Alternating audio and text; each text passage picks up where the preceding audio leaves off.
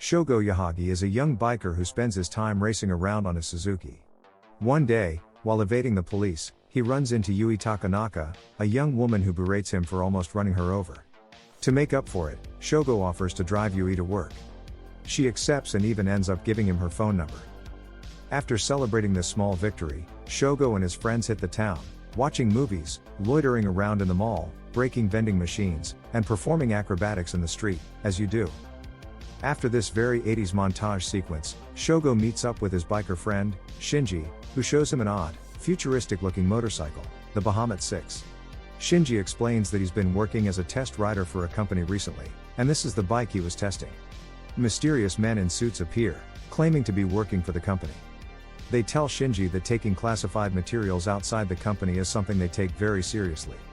They kill Shinji, but Shougo is able to escape on the Bahamut.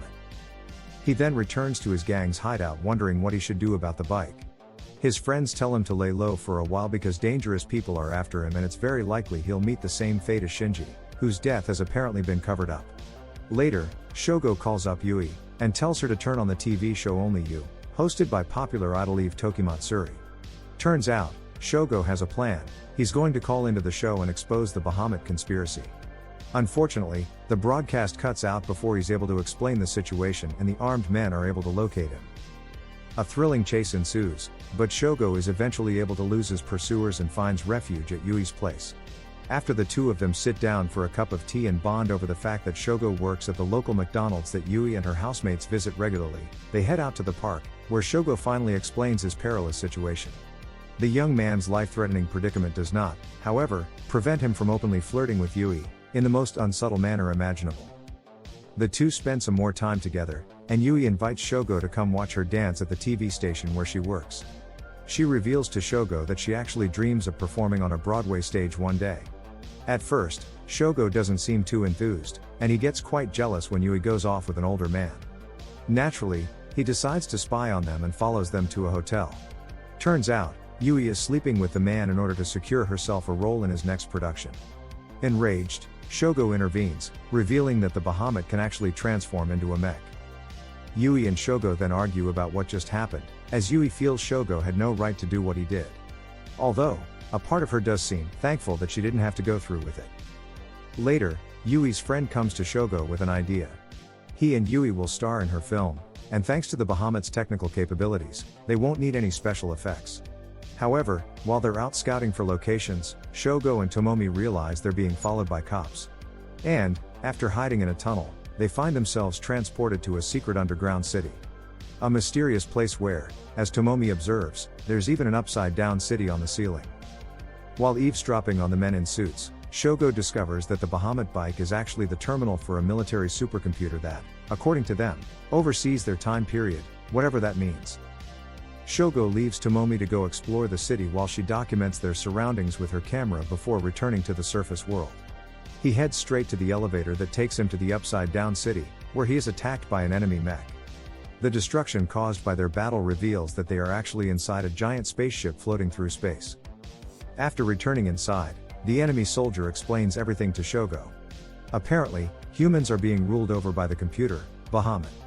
It controls all information so that no one realizes they're actually living inside a spaceship. The supercomputer has created an illusory 20th century for the humans to inhabit. They are actually living in the future, 5 centuries from now. But that's not all. The military has spotted an enormous artificial object headed toward them. An external force that threatens to put an end to this simulation. The military believes that they are on the verge of an alien invasion of some kind, and so in order to prepare they have attempted to remove themselves from Bahamut's influence, which is why they've set up camp underground where the computer's illusions can't reach them. They've also been looking for a key that will rescind its directives, and the soldier goes on to explain that as a result of their efforts, they've been able to clear level 6, leaving only one more level. But the tool they developed, the Garland motorcycle, was stolen and revealed to the outside world, something that was not meant to happen until after they cracked level 7. Not wanting to give the bike over to the military, Shougo escapes once again.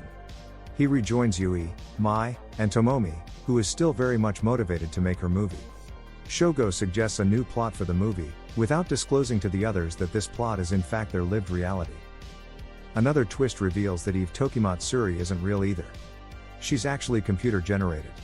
Following this revelation, Shougo decides to call up BD, the enemy soldier he met previously, who tells Shougo that Eve was actually created by Bahamut itself. And, also, the reason his appearance on Eve's show was cut off before is because the media is controlled by the military and they will not allow the secret to get out. As he's driving home on the bike, the Eve program appears to Shougo on his monitor. She explains that she was created by humans some time ago and then proceeds to detail mankind's history. Apparently, humans destroyed their own planet and, as a result, had to search for a new home in outer space. However, conflicts between humans reignited in space, leading to the abandoning of half of the evacuation ships.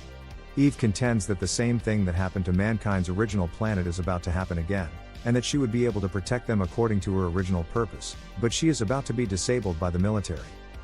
Meanwhile, BD stages a coup and takes control of the government as the invaders arrive.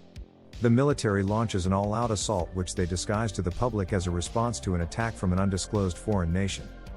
For some reason, Shougo and the others consider this the perfect time to shoot their movie, but they're interrupted by a propaganda music video that urges citizens to enlist in the army in order to defend their country.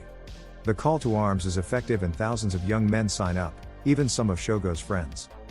While Tomomi is hard at work editing the movie, she is shot in the head by one of BD's men who retrieves the film because it contains footage of the Garland bike. After finding the body, Shougo returns to the underground where he plans on destroying the Bahamut. He goes up against BD, who defeats him with relative ease. Eve wakes Shougo up with a nice song and he manages to remove himself from the mech. Motivated by memories of Yui, Shougo finds the courage and determination to get back up again. Half a year later, the military's war efforts are not going so well, as the invaders' technology is far beyond their own, and Shougo is now being held responsible for Tomomi's murder.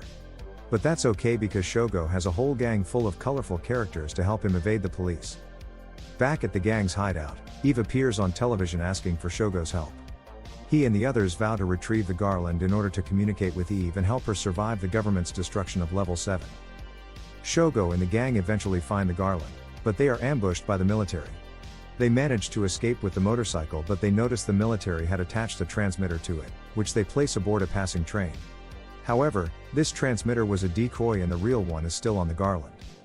Shougo talks to Eve, who explains that she has been cut off from most of Bahamut's system, which allows her to persist as an independent program. She tells the gang where her main system is located in Bahamut, which is what the military have been looking for this whole time. Everyone is ready for the operation, even Yui, who has been learning to ride a motorcycle. On their way, they engage in battle with the military, who they defeat rather easily, although many members of the crew end up sacrificing themselves so that Shougo can reach Bahamut safely. As the alien invaders begin to penetrate the underground city, Shougo and a wounded Yui finally arrive inside Bahamut, where Eve guides them to her location. She invites Shougo into a simulation where she goes into more detail about mankind's history. She explains that 500 years ago, the United Nations established the Atom Control, a project that was to ensure the survival of the human species by having the inhabitants of the surviving cities leave Earth for 5 centuries. Atom will decide whether or not humans are fit to return to Earth, based on the data that Eve transmits to it. As the invasion continues, BD orders police and military to escort civilians to spaceports or shelters, after which they will all abandon Megazone 23. BD then confronts Shougo and the others face to face, and after a short fist fight, it's revealed that the moon is actually a giant weapon controlled by Atom that is about to destroy the Dezalg, the advanced human invaders from another Megazone. And the same thing will happen to Megazone 23. In the end, Shougo and the surviving members of his crew are sent off to Earth in a small shuttle. The planet's fauna and flora have flourished in its time without humans. It is unclear how many people, if any, survived Megazone 23's destruction. Be sure to like this video and subscribe so you don't miss the next retro recap.